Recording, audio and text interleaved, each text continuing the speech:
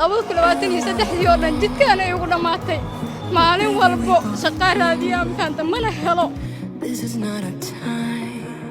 qaraabaxda wax ku qabanaysan malahan iyo bini'aadam walbo